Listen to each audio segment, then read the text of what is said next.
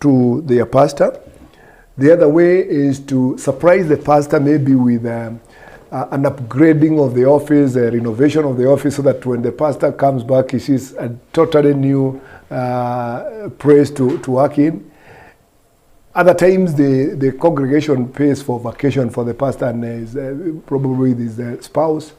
And any other thing that they can do to show their pastor that what you do for us, what you do to this congregation is well appreciated. Anything that they can come up with. So, but specifically the entire month of October is regarded as the Clergy Appreciation Month. And members feel free to do that. Yes. Wow. You bring it so rich that the church becomes quite intentional in appreciating this servant of God and in various ways. Some can be directly to his life and others indirectly as a human resource. Other resources are also given a facelift, like also making the office more comfortable, all that. And that's good because noting to tell somebody thank you, and you've been doing this quite well. We make these changes to accommodate better operating facilities is really like we would say the Pastor's Appreciation Month is a month of encouragement for good output at the end of the calling. And you know, traditionally members have been very good and very quick to criticize the ministers when the minister does something that is not necessarily wrong, but something that is not really appealing to the members. When it comes to criticism, traditionally we have been very good. How about being deliberate one particular time, not really focusing on the weakness of the minister, but appreciating, regardless of the weakness, this man or this woman has been spending sleepless nights on your behalf. They have wept with you, they have walked the journey with you. Regardless of their weakness, there is still one, if not many, things to be appreciative for. So it is, as I say, it's a deliberate effort, and also giving the members the opportunity. Members who don't appreciate their minister, but time sometimes is not availed, because in some areas, even accessing the minister from a member's point of view is a problem. It's a problem. And so it's a very important undertaking, and I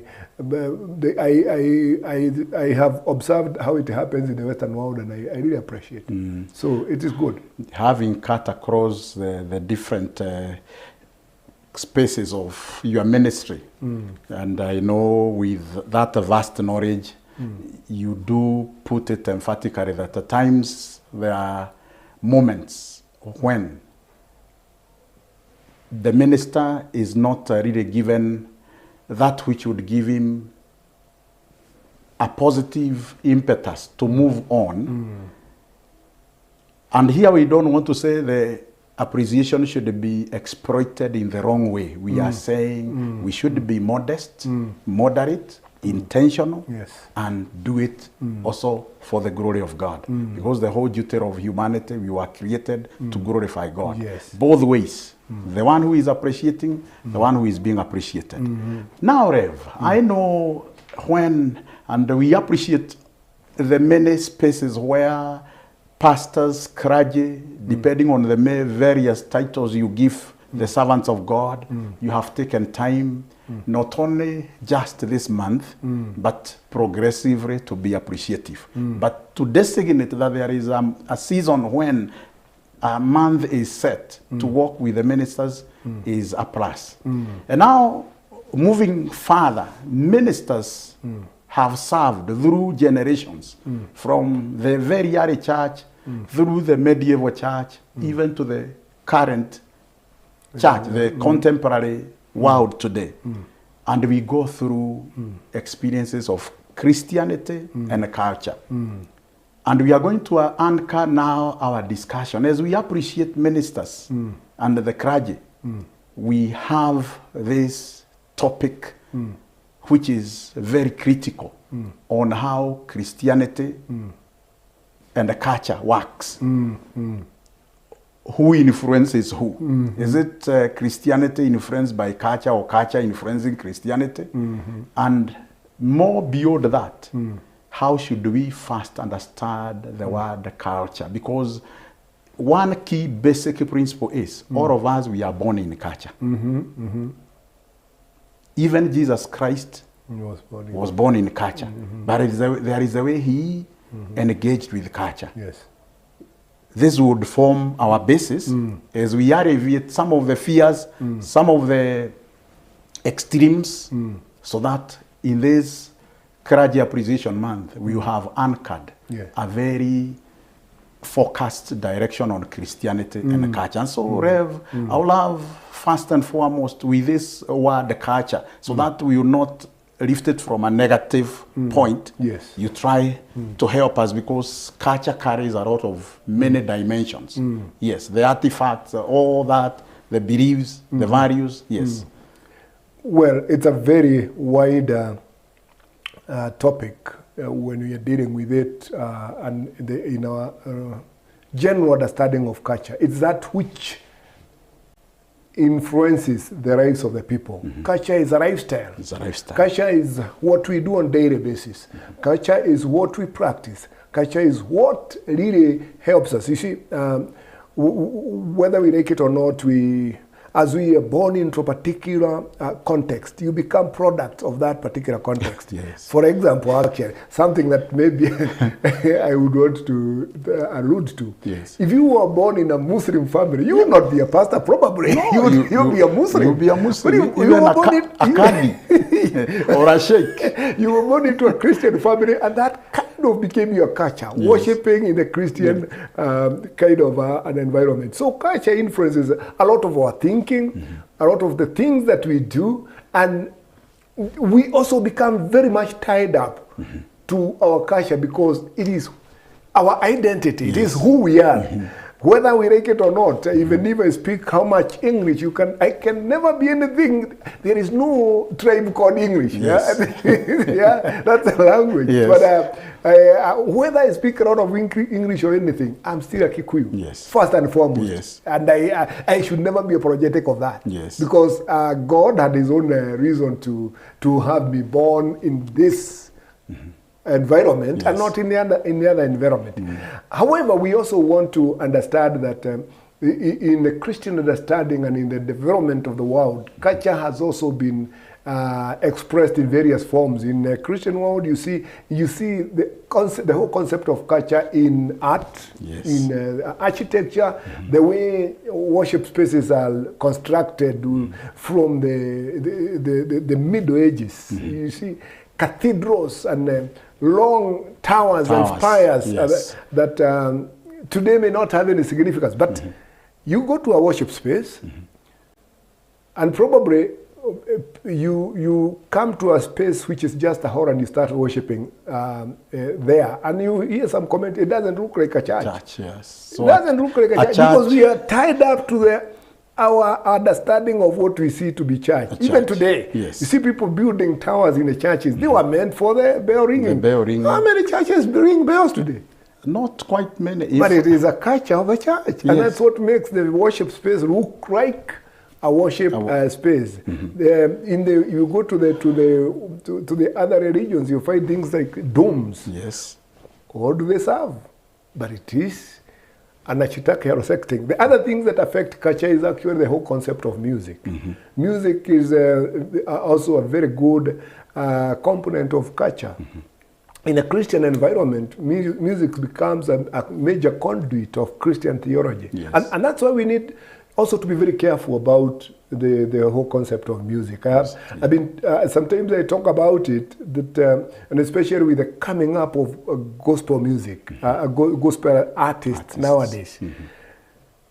You know, like I said, music being a major conduit of Christian theology, we need to be very careful, because right now I had my grandmother who was a very good Christian, but did not know how to read and write. So she could not really read her Bible. But her theology was being shaped by hymns. So hymnology becomes a very important component of the conveyance of Christian theology. So today, when we have the contemporary music and compositions by the modern gospel artists, some of them have phrases that are not necessarily theological. So when you have a phrase that is not necessarily theological, it means that my grandmother, who may not be able to read the Bible and is singing that song, she might take that to be the gospel truth, even though it is not. So we need to be very careful. I always tell the gospel artists, when you compose a song, before you release it, take it to your pastor, a theologian, let me say a theologian, to go through the wordings, so that the wordings of the song do not go contrary to the biblical teachings. And that is very important. Wow. So we need to be quite deliberate about that. So here you lay great emphasis, and I can see the way you are belaboring on the area of music. For music has influence. Yes. And music is power. Music helps to keep knowledge. It gives a heritage of something. And as you have raised on the literacy of our earlier parents who did not know even how to read or write, they could keep a lot of wealth of the biblical teachings through the hymns. Because the hymns were giving them like a journey of their catechism. Yes, you're right. The rich way, because even some of the hymns are done with questions and answers. Questions and answers, and they are biblically founded. But today, that challenge is there. And so, moving with the modern culture, where we are neglecting the content, we are driven by what is trending and what is maybe we say the pop culture and the celebrity culture, the celebrity status. It is stealing one of our great gems within the culture of also valuing the hymns. But we appreciate Daktari because we have brought in the area of hymns. We can still have the very same hymns also done with the new modern tunes, yet keep the theology. Maybe you can comment on we can discuss on this, because there are people who are doing that quite well. Yes. It is good to continue developing music and even bringing new tunes to the hymns that are there, because, like I said, music speaks to our hearts. But we also have to do it with the right motive. Because now, if you think about the composers of the many hymns, like the ones that we sing in our hymn books today, people like John Wesley and his brother Charles Wesley. Charles Wesley composed most of the songs that we have in our hymns in the English language, now translated into local dialects. If they were doing it for the money, sorry to say, he would have died a very rich person. But they were doing it for the glory of God. So we also need to be concerned about motive. And sometimes we have gospel artists who are doing it for the money. And when you do it for the money, the whole aspect of glorifying God ends.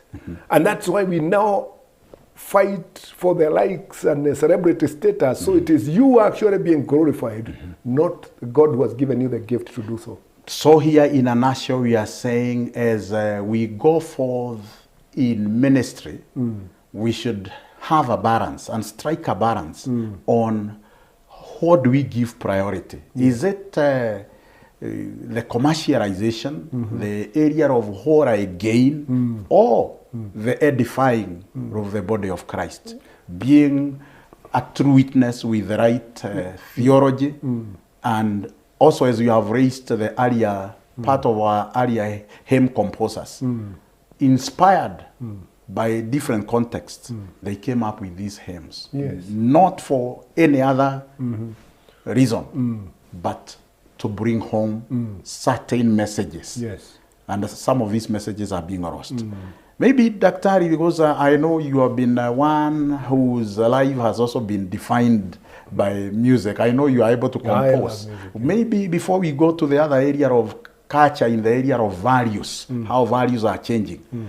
And I always also believe in progressive revelation. When we have just cited the hymns which were done by in the past era, we could also put one more weight on the culture we are in, where still men and women are getting good, great revelation. And I appreciate that you are among those who can compose songs and reasoning from how you have been raised and the theology you have.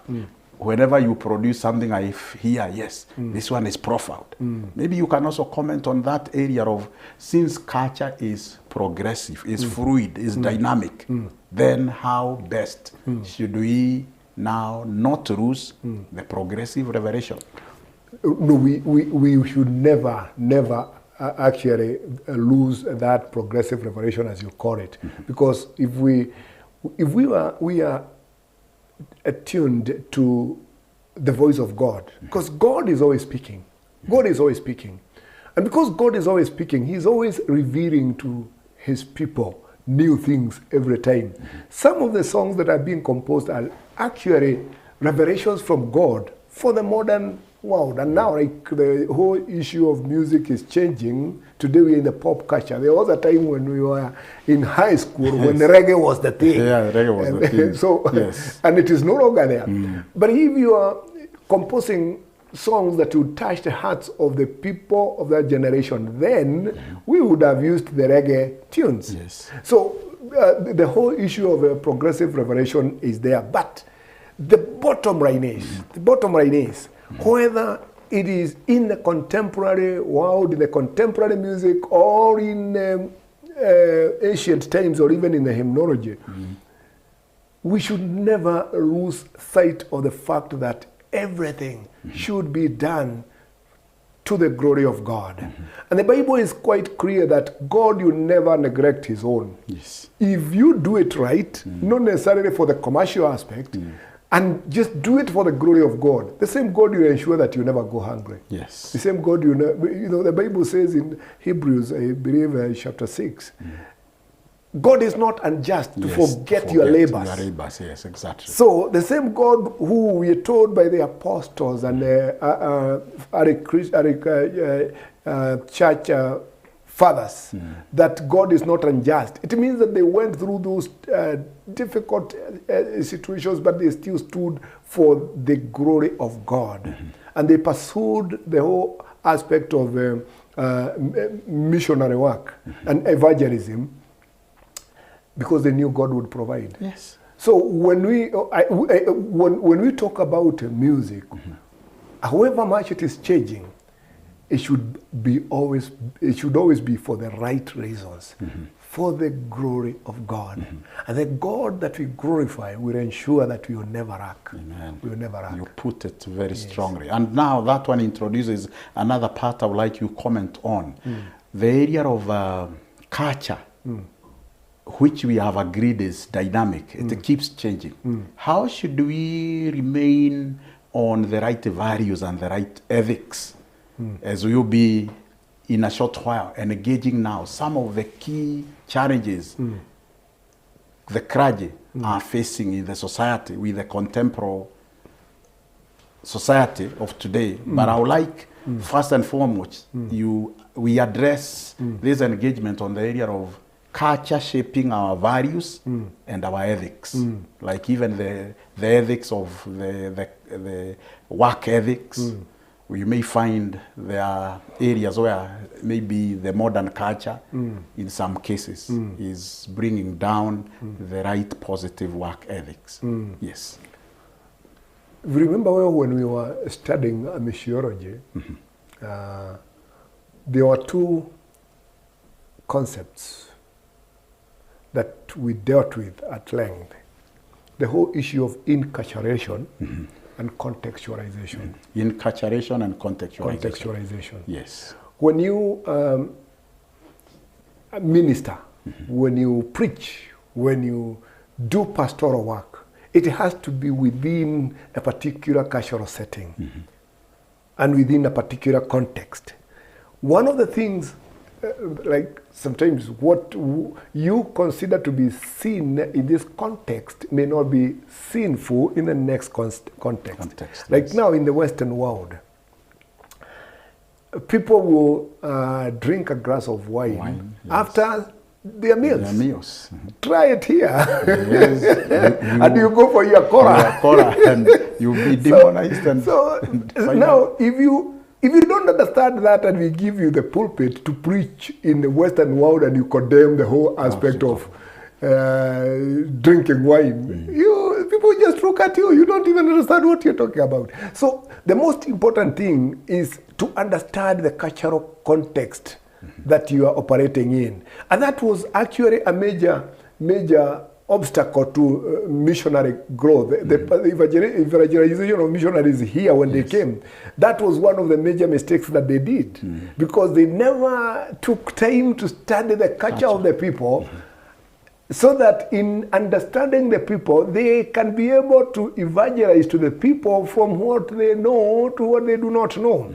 For example, now the one I'm familiar with, the Kikuyu culture, when the missionaries came and they would evangelize to you, and you accept to convert to Christianity, they would actually take you from your home to the missionary centers. Yes. When they did that, they uprooted you from your culture. And when they uprooted you from your culture, you become a person, quote unquote, who doesn't have an identity, because you will be disowned. Some of them were disowned by their family members. So the one thing that we need to understand, when you are not in your familiar grounds, when you go to a different context, understand what is going on in the lives of those people. And when you understand what is going on in the lives of those people, then you'll be able to even to interpret God's message within the context and the culture of those people as opportunities arise. Oh, that's great and quite profound, that the inculturation process must be given a room. Yes. You must not engage in any culture without understanding why. And the cases where the early missionaries got a good breakthrough is where they were able to go through a peaceful assimilation. Yes, yes. Yet understanding the food, the language, and along the way, they were able now to see the entry points. Yes. But if you, wherever they came and just demonized, there was that tough resistance. Yes. And so, moving on with this fluidity of culture, and that's why now we have the modern culture. Yes. We have our children now in the new way of having the different generations. And every generation is experiencing its cultural mirror of understanding things. We were not born in this world of high technology, high speed. And they are born in this high speed. And their thought system may have a difference with their other parents or their earlier generations. So here, since we would love to engage in this discussion, how culture has really had a dynamic relationship, a complex relationship. And soon after break, I would like now, we narrow down to the experiences now the clergy. And even, not even the clergy, the society is experiencing right time and again. Some things are appearing like a stumbling block. Some other things are accepted, while other things are not accepted. And so, right after break, Daktari now be set, we will tackle key issues. Yes. We see where we would understand beyond inculturation. Another critical word we call syncretism, where now we come and see how best do we create a balance. For as we said, Christ was born in culture, and we are also born in culture. Christ stood for culture, but in some other cases, he stood against culture. Also, Christ stood as a transformer of culture. And there are times when we remain in a paradox where we are still struggling to get through. Yes. You don't know exactly. So right after break, now we will tackle key issues now affecting clergy Yes. as I serve. And so keep it CAC TV. We are grateful for you following, and we'll be with you right back. Thank you.